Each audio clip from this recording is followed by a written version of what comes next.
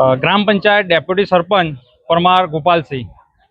ગોપાલભાઈ, બધા સરપંચ મિત્રો આજે આવેદનપત્ર આપવા આવ્યા છો, શું છે મુદ્દો તમારો, શું માંગણી? કહી શકાય કે એવું કહે છે કે આ લોકશાહી ભારત વર્ષની ભવ્યતામાં જે પંચાયતી રાજ ચાલી રહ્યું છે, પંચાયતી રાજમાં જે ગ્રામ પંચાયતોનું જે સ્વરાજ છે, તો થોડા સમય પહેલા કમિશનર કચેરી અમદાવાદથી એક પત્ર જારી કરવામાં આવે છે કે ઠાસરા તાલુકા બાદરપુરા સીટ ઉપર જે બાદરપુરા છે, ગ્રામ પંચાયત બાદરપુરા, ગ્રામ પંચાયત સાવપુરા, ગ્રામ પંચાયત સાંડેલિયા, ગ્રામ પંચાયત ઉધમતપુરા, ગ્રામ પંચાયત જલાણાગર, ગ્રામ પંચાયત ઢુંડી અને તાબે મુડિયાદ સીટ પરની જે ઔરંગપુરા ગ્રામ પંચાયત છે।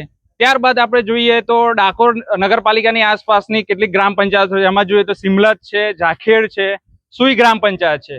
તો આમાંથી મોટાભાગની જે પંચાયતો છે એ દૂર આવેલી છે, કેટલીક પંચાયતો એવી છે કે 7 થી 8-10 કિલોમીટર દૂર આવેલી છે।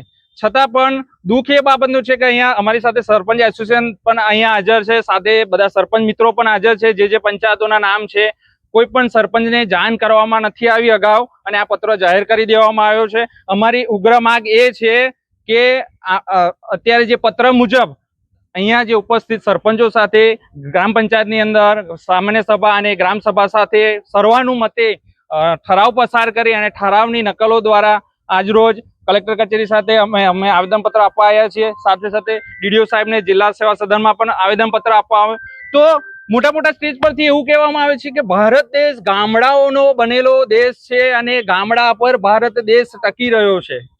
તો આ એક લોકશાહીનું હનન કરવાનું મોટું એક કૃત્ય છે, એક ષડયંત્ર રચવામાં આવ્યું છે।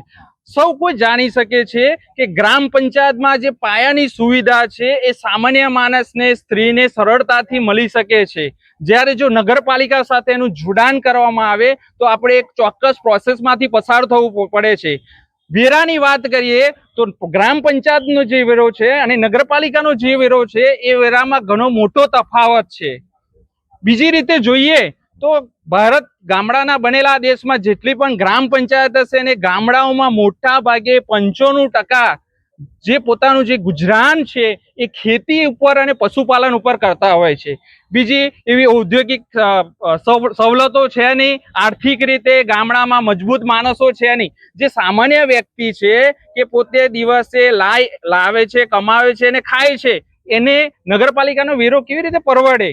જો આર્થિક રીતે ગામડાઓ મજબૂત ન હોય છતાં પણ જો જબરજસ્તી સરપંચોને જાણ કર્યા વિના, ગામોને જાણ કર્યા વિના અને પત્ર રજૂ કરી દેવામાં આવે કે આ સમાવિષ્ટ ગામો છે નગરપાલિકાથી દૂર આવેલા છે અને એમને જોડાણ કરી દેવાનું છે। જો નગરપાલિકા, ઠાસરા નગરપાલિકાની વાત કરીએ, ડાકોર નગરપાલિકાની વાત કરીએ તો નગરપાલિકા પોતાનો જ જો વિકાસ ન કરી શકતી હોય તો ગામડાનો કેવી રીતે વિકાસ કરી શકશે? તમે જોઈ શકો છો, ઘણીવાર મીડિયા અને ન્યૂઝમાં પણ આવે છે, ઠાસરા નગરપાલિકાની આજે બદતર હાલત છે। બધી જ જગ્યાએ રોડ રસ્તા જો ભૂગર્ભ ગટર યોજના છે આજે છલકાઈ રહી છે। અમે એક જ વસ્તુ અમે કહેવા માંગીએ છીએ કે આ પંચાયતી રાજમાં અમારા જેટલા ગામડાઓની જે સ્વરાજ છે, પંચાયતી રાજ જે પ્રણાલી આ ભારત વર્ષના ભવ્યતામાં જે લોકશાહી ઢબે જે ચાલી રહી છે એને ચાલવા દો, એને છંછેડવાની ક્યાં જરૂર છે? અને આ પંચાયતી રાજ દ્વારા ગામડાના દરેક માણસને છેવાડા સુધી જે સુવિધાઓ છે પ્રાપ્ત થાય છે। તમે એવું કહેવા માંગો છો કે નગરપાલિકા સાથે જોડી અને તમને આર્થિક રીતે સારા લાભ થશે, ઘણી બધી જોગવાઈઓ કરવામાં આવશે, તો એના કરતા એવું કરો કે ગ્રામ પંચાયતમાં ગ્રાન્ટમાં તમે વધારો કરો।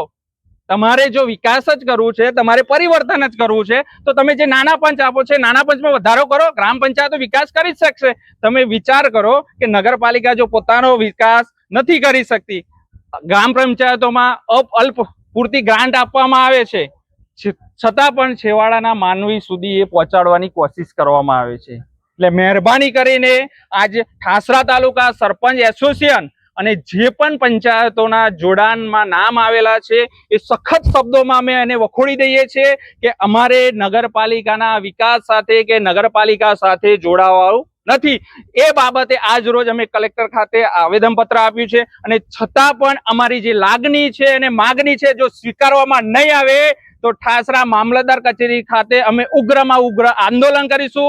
જરૂર પડશે જન આંદોલન કરવાની જરૂર પડશે તો જન આંદોલન પણ કરીશું। અમારે અમારું ગામડું બચાવવું છે, ગામડું અમારી સમૃદ્ધિ છે.